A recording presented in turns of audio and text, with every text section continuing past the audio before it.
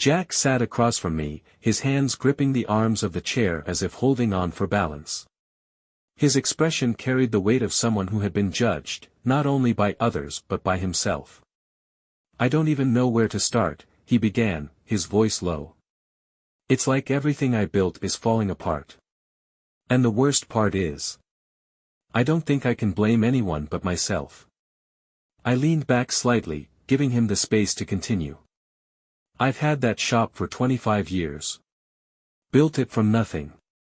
When I started, it was just me and one lift in a garage smaller than this office. Over time, word got around that I was fair, reliable, that I treated people right. That's how I made it in Layton. People talk here. You don't last long if they think you're a cheat." His gaze dropped to the floor. "Funny how things come full circle, huh? Now they're talking again, but not in a good way." I waited, sensing there was more he needed to get off his chest. After a moment, he let out a heavy breath. "You ever hear of a kid named Oliver? College kid, drives a junker of a car. He came into my shop a couple of months ago. His brakes were shot, metal on metal. Told him I could fix it, but I had to do it right. Gave him a price, and he agreed." Jack paused, running a hand over his face. "But when I got under the car, I saw a few other things. The rotors, the calipers. They were a mess. I replaced them. Figured it was better to do the whole job than have him come back in a month because something else went wrong. When he came to pick it up, I told him it cost more than the estimate." "Did you call him first to explain the extra work?" I asked. Jack shook his head. "No. I should have. But I thought. I don't know what I thought. That he'd understand. That he'd thank me for making the car safer. Instead, he looked at me like I'd just robbed him. Tried to argue, but I stood my ground. Told him I wasn't letting him drive out of there with bad brakes." There was a flicker of defensiveness in his tone, but it quickly faded. I told myself I did the right thing. But the way he looked at me. I knew he didn't trust me. And he wasn't the first one. People started questioning the estimates, asking for second opinions.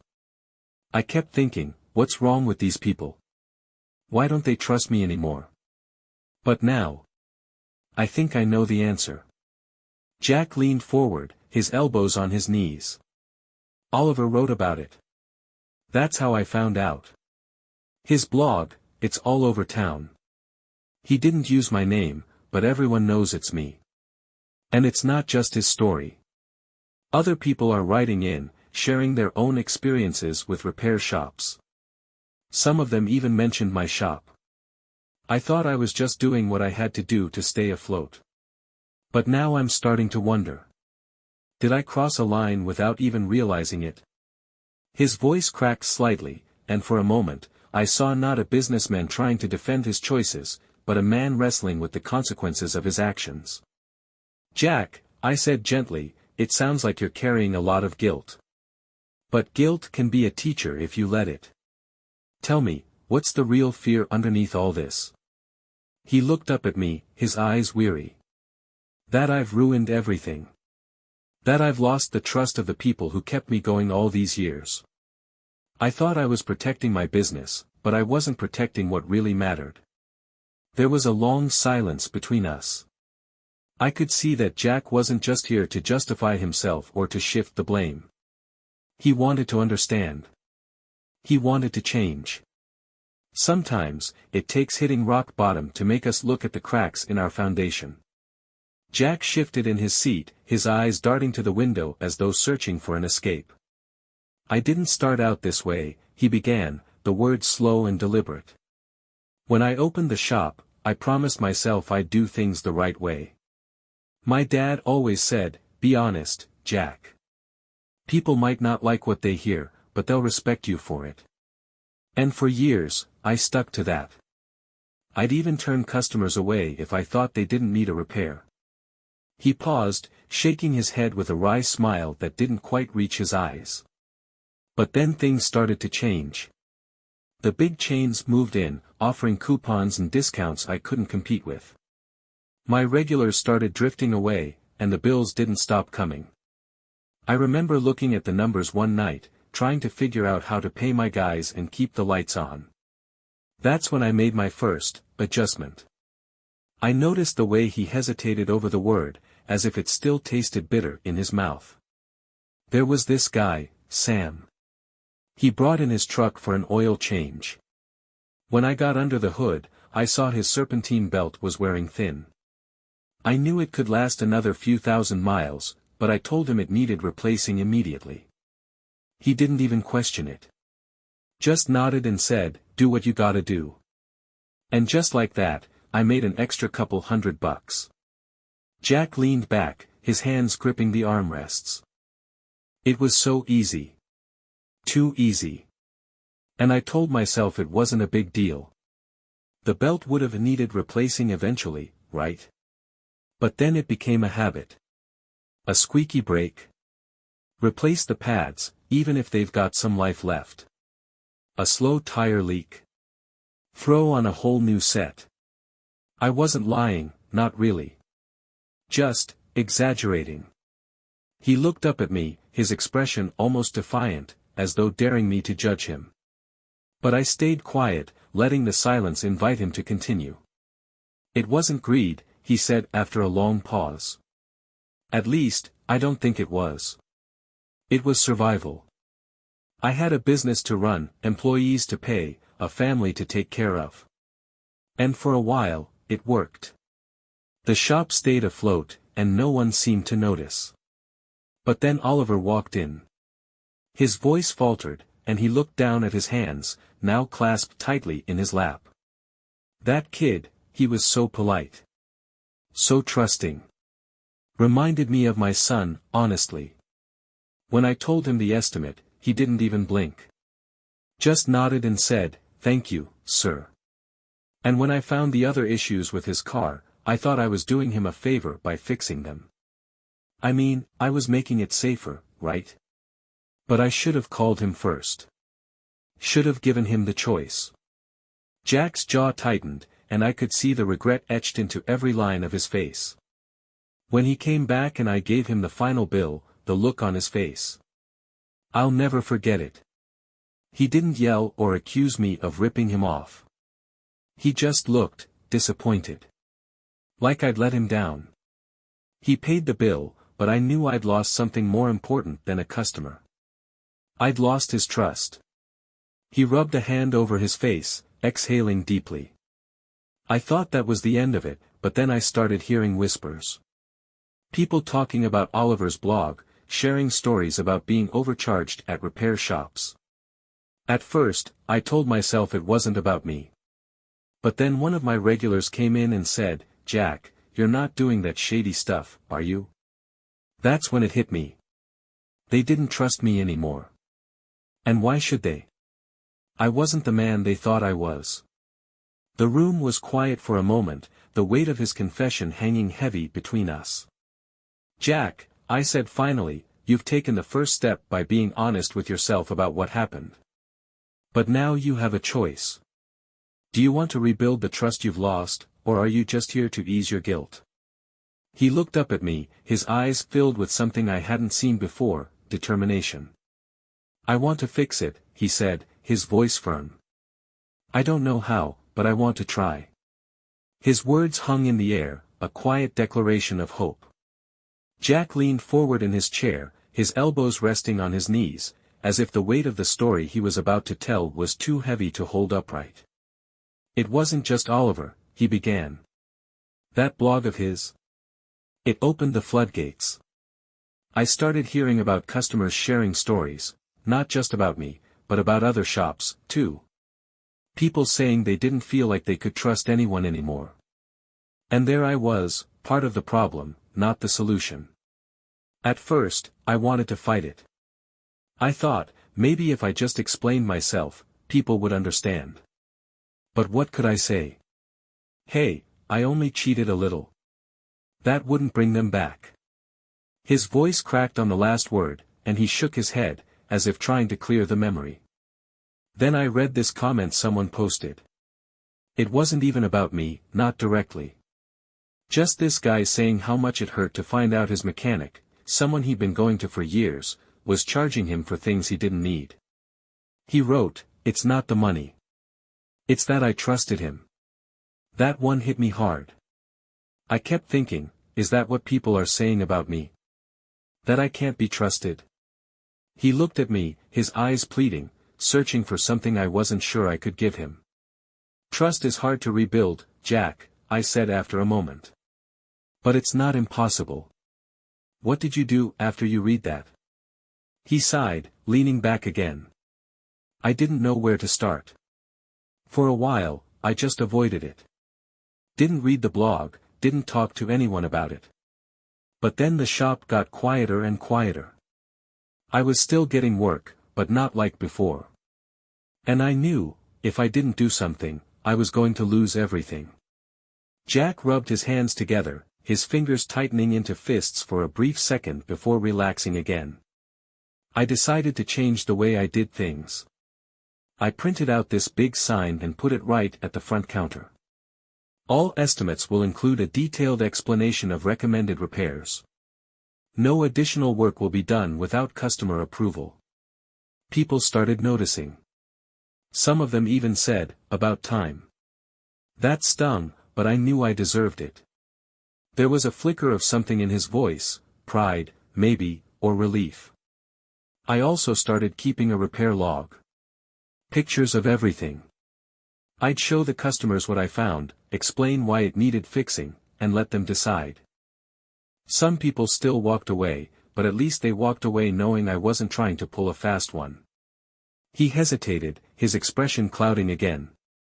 But it wasn't enough. I mean, the changes were good, don't get me wrong. But the damage was already done. Some folks just wouldn't come back. And honestly, I don't blame them. I'd burned that bridge. He paused, his gaze dropping to the floor. There was one thing I did, though, that felt right. I wrote to Oliver. Didn't sign my name, just sent him a message through his blog. I told him I'd read his posts and that they made me realize I needed to do better. I thanked him for opening my eyes. What happened after that? He responded, Jack said quietly, a note of surprise still lingering in his voice. Didn't tear into me like I thought he would. He just said he was glad to hear it. That if even one shop owner changed because of what he wrote, then it was worth it. I didn't expect him to be so gracious. It made me think about how quick I was to justify myself all those years. And here's this kid, barely out of college, showing me what accountability really looks like. The room fell silent for a moment, the air heavy with the weight of Jack's confession. It sounds like you've made some important changes, I said. But what about you, Jack? Have you forgiven yourself for the mistakes you made? He looked at me sharply, as though the question had caught him off guard. I don't know, he admitted. Some days, it feels like I'm starting to turn things around. Other days, I can't stop thinking about the people I let down. How do you forgive yourself for that? I let the question hang in the air, knowing it was one he'd have to answer for himself in time. Jack's hands trembled slightly as he placed them on his knees, staring at the floor for a long moment before speaking. There was this review, he began. Anonymous, of course. A couple of months after I started changing how I ran the shop. It wasn't long, just a paragraph, but it might as well have been a novel for how much it got under my skin. He shifted in his seat, his voice tight. It said, I used to go to Jack's for years, trusted him like family. Then I found out he'd been overcharging me. He smiled at me every time I came in, and all the while, he was taking advantage of me. I'll never go back. People like that don't change. His throat bobbed as he swallowed hard, and he raised his eyes to mine. That review, it wrecked me. I don't know who wrote it, but it doesn't matter. It could have been anyone. Maybe it was everyone. And the worst part is, they were right. People like that don't change, not unless they have to. And even then, how can you prove it? How do you make someone believe you're different when all they see is the person who hurt them? Have you tried reaching out to your old customers? I've thought about it, Jack admitted. But what do I even say? Hey, I know I lied to you before, but I'm better now. Who's going to believe that? He leaned back, letting out a heavy sigh. I keep hoping my actions will speak for themselves. That if I just keep doing the right thing, people will notice. And some have. There's a guy, Bill, who's been coming to me for years.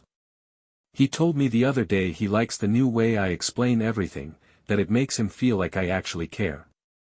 But then there are the others, people like whoever wrote that review. They don't say anything to my face, but I can see it in their eyes when they drive past the shop without stopping. It's like they're daring me to make them trust me again. I gave him a moment to collect himself before responding. Rebuilding trust is a slow process, Jack. It's not about convincing everyone all at once. It's about consistency, proving, day by day, that you're not the same person who let them down. And sometimes, even that's not enough for some people. But it doesn't mean the effort is wasted. Jack let out a short, humorless laugh. You make it sound so simple. But it feels like no matter what I do, I'll always be the guy who took too much. The guy who lied. Do you believe you've changed? He didn't answer right away. His jaw clenched, and I could see the gears turning in his mind. I want to believe it, he said finally. But there's a part of me that wonders if I'm just doing this because I got caught. If Oliver's blog hadn't blown up, would I still be padding the bills? I don't know. And that scares me. Honesty with yourself is the foundation for change, I said. The fact that you're even questioning your motives shows growth. But you can't dwell on the person you were. You have to focus on who you want to be and what kind of business you want to run moving forward. He nodded slowly, his gaze distant. I've been trying to figure that out. What kind of man I want to be. What kind of legacy I want to leave behind. I don't want to be remembered as just another guy who took advantage of people. I want my son to be proud of me. I want the town to see me as someone who learned from his mistakes, not someone defined by them. He hesitated, then added, but sometimes, it feels like no matter how hard I try, it's never going to be enough. Change takes time, I reminded him. And forgiveness, both from others and from yourself, isn't guaranteed. But if you keep showing up, keep putting in the work, the right people will see it. And maybe, one day, you'll see it too.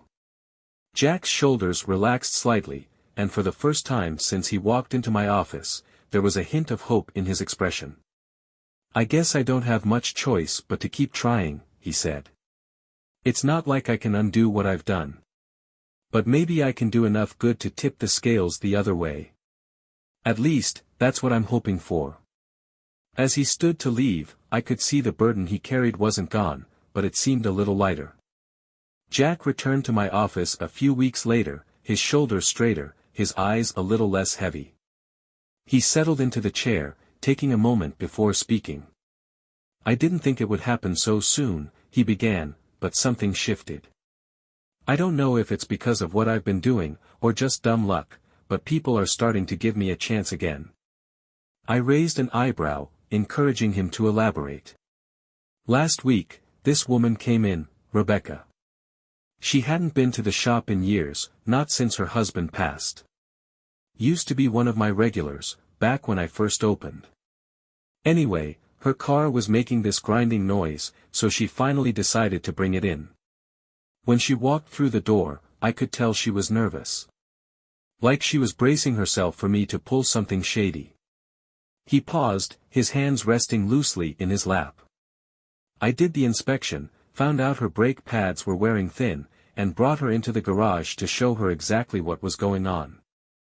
I explained everything, why it was happening, what needed to be done, what could wait if she wanted to space out the expenses. She just stood there, staring at me, like she didn't believe it. When I gave her the estimate, she actually asked, "That's it?"